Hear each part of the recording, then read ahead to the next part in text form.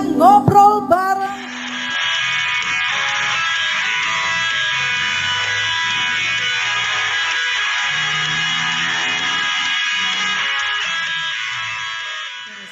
Dina Teresia atau yang lebih akrab lagi dipanggil orang kenal Dina.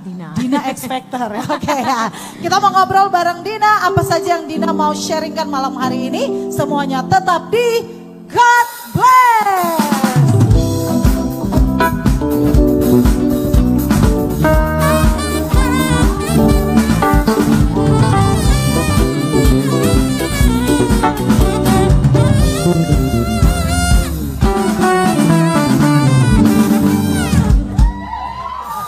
Asik. Ini kayak ikut X Factor lagi ya. Iya. Jadi wawancara lagi itu gue deg-degan kayaknya gue yes apa no nih. Pendukungnya banyak gitu ya. Ya, biarkan ya, euforia mereka gitu ya. Tuhan luar biasa. Mau lagi? Mau lagi? Dina masih mau nyanyi kok sebentar ya. Oke, Dina apa kabar malam hari ini? Baik, puji Tuhan dahsyat luar biasa. Puji Tuhan ya. Luar biasa banget. Sehat malam hari ini? Sehat, luar biasa. Meskipun tadi sempat saya dengar ini seharian puasa ya. Tapi akhirnya bisa berbuka juga malam hari ini dengan menu buka puasa di Tropika. Iya, betul. Enak makanannya? Enak banget dan baru pertama kali juga. Baru pertama kali? Oh ya? Betul. Baru pertama kali, oke. Nah, oke, ngomong-ngomong yang tahu tentang Dina ini sendiri kan bukan orang Manado kan ya? Iya, bukan. Saya orang dari Flores, mana, NTT, Nusa Tenggara Timur, bagian Pulau Komodo, tapi bukan lahir di Komodo. Oh ya? Ya, saya masuk lagi dari Pulau Komodo, 4 jam dari Labuan Bajo, masuk lagi ke pegunungan. NTT? Saya baru tahu loh, orang NTT rambutnya warna hijau. Ini tunggu burung mau bersarang dari rambut saya, jadi silakan aja. Tapi bagus juga nih. Ada yang mau ikut? Tanya Dina dong, JJ katanya mau ikut rambutnya. Boleh banget dong. Excited sekali kayaknya JJ mau datang ke Tropical. Bela-belain mau ketemu langsung. Ya, thank you semuanya udah datang di tempat ini. Oke, Din, awal kisah dong ini Tuhan kasih talenta bernyanyi, apakah langsung memang langsung diketahui banyak orang gitu, karena tadi kan tema kita from nothing to blessing ya, dari yang tidak ada apa-apanya sampai akhirnya Dina bisa jadi berkat. Cerita dulu dong awal kisah Tuhan kasih talenta ini, terus selanjutnya seperti apa gitu. Memang saya lahir di satu daerah yang memang sangat terpencil. Kami bersama keluarga hanya pakai lampu pelita saja, jadi sampai sekarang pun memang belum maju, nggak ada listrik.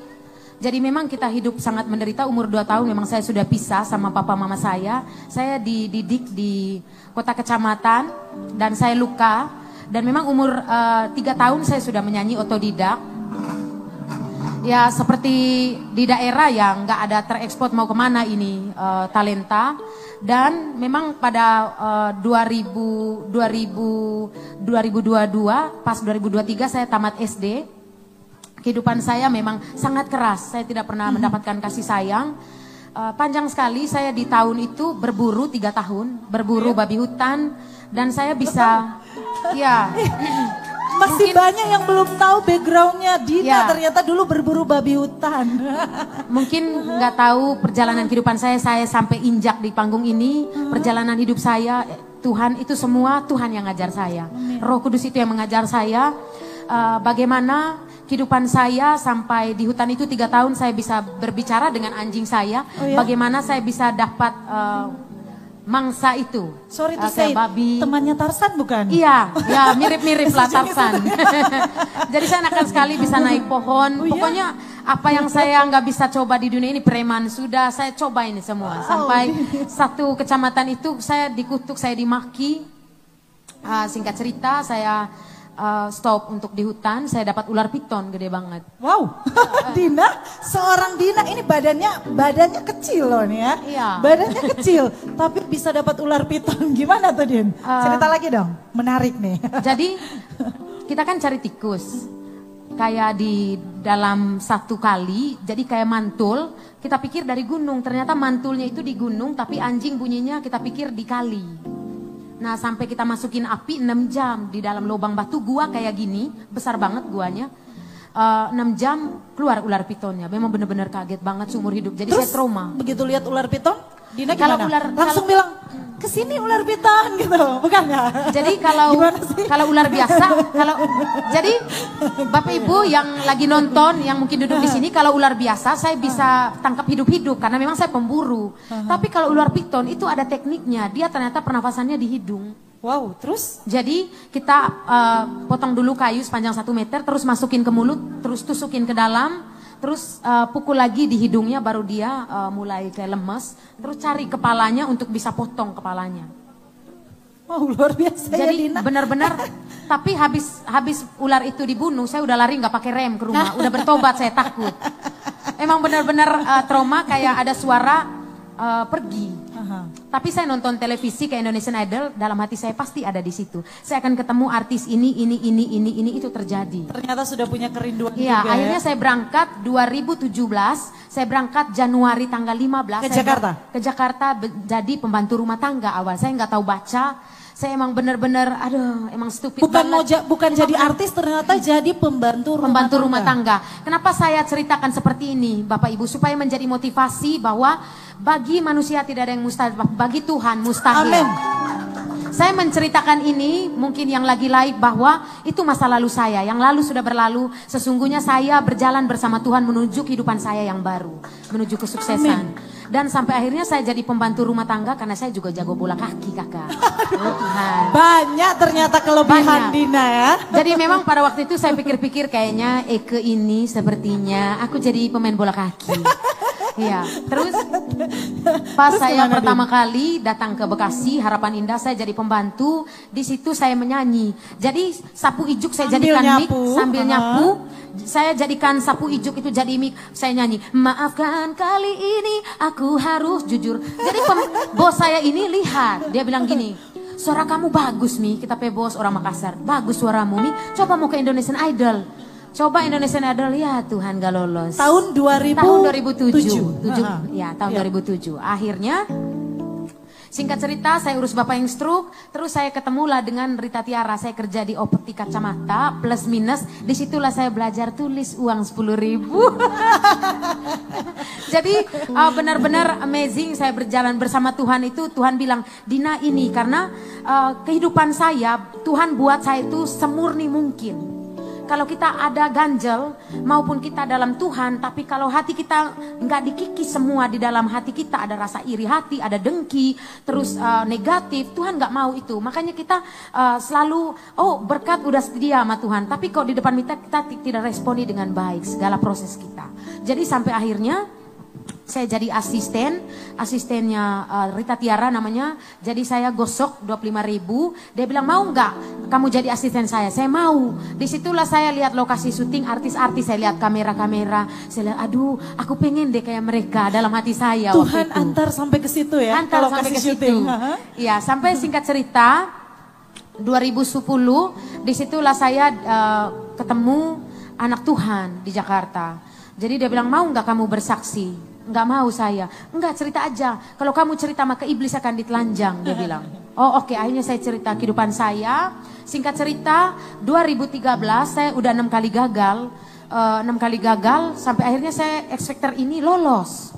Ikutnya memang hanya X Factor aja atau pernah Indonesian Idol? Iya, itu tadi udah nggak lolos 6 kali gagal. Saya coba X Factor. Ya. Jadi saya nggak mau menyerah, Bapak Ibu. Saya pikir enggak. Iman saya memang kuat. Saya ngamen 3 tahun di Blok M di kota Jakarta. Akhirnya saya coba. 1 bulan kemudian ada telepon dari orang TV-nya, dia bilang, Mbak Dina Teresia, iya saya sendiri, Mbak lolos ke 100 besar. Itu ikut ke berapa? Ke-7? Itu udah masuk 100 besar dari berapa juta di Indonesia. Maksudnya kan sudah 6 kali ikut, terus itu ikut lagi yang ke-7 kali atau gimana? 6 kali di Indonesian Idol? Bukan, Indonesia Mencari Bakat udah. Indonesia Mencari Pokoknya Bakat. ajang-ajang di Jakarta. Tapi setidaknya Dina nggak menyerah dan akhirnya bisa lolos kan ya dari babak itu. Kalau JJ 5 kali ikut audisi, 10 kali gagal. Oh iya benar. Iya. Lanjutin. Biar nggak tegang, Ya, betul, pendukung Dina. betul, ya. Oke. Jadi singkat cerita, sampai pada di X Factor itu, disitulah saya bahwa ini langkah awal saya. Yes. Ini langkah awal saya.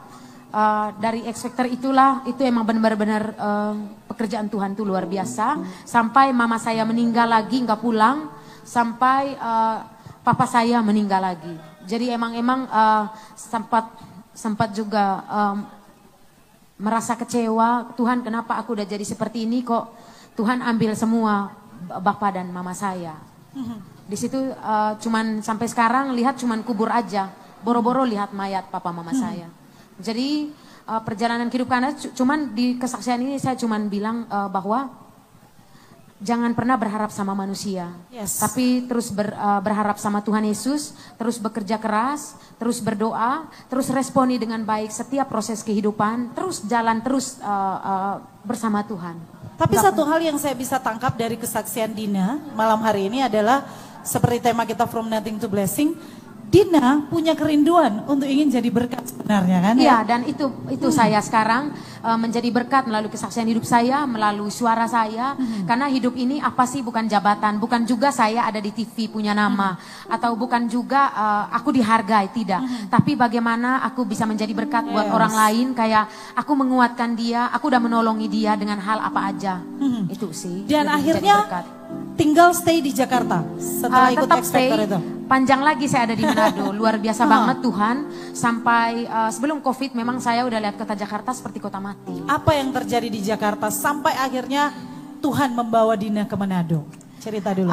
Sebenarnya saya buka usaha di Jakarta. Memang pada 7 tahun itu saya kena kuasa kegelapan. Di mana waktu itu saya mau minta pendeta apapun di Jakarta, mereka nggak tahu apa yang saya alami. Sampai lupa lirik, sampai aku frustasi, sampai kayak botak. Setiap kali aku untuk iman saya terus aku ketemu dengan produser-produser di Jakarta, biasanya mereka minat, tapi kok 5 menit lihat saya udah nggak suka. Jadi ada apa dengan saya? Singkat cerita, saya pengen lari dari Jakarta, kayaknya saya harus ke Bali. Saya mau stay di Bali, karena kayaknya saya harus kerjasama dengan teman saya yang X Factor juga. Saya mau buat sekolah vokal, lebih ke coach. Sampai di Bali juga saya nggak ada kabar juga dengan teman, benar-benar luar biasa banget. Sampai akhirnya saya berdoa lagi sama Tuhan, ketemulah dengan manajer lama saya, undang ke Manado pada waktu itu sebelum April. Dia bilang aku undang untuk isi modeling di Mantos. Saya sampai di Manado, singkat cerita di Manado Covid. Jadi saya kena lockdown. Jadi memang aku benar-benar Bapak Ibu nggak pernah bawa baju banyak, karena memang saya benar-benar mau stay di Bali itu benar-benar bawa baju hanya buat show pada waktu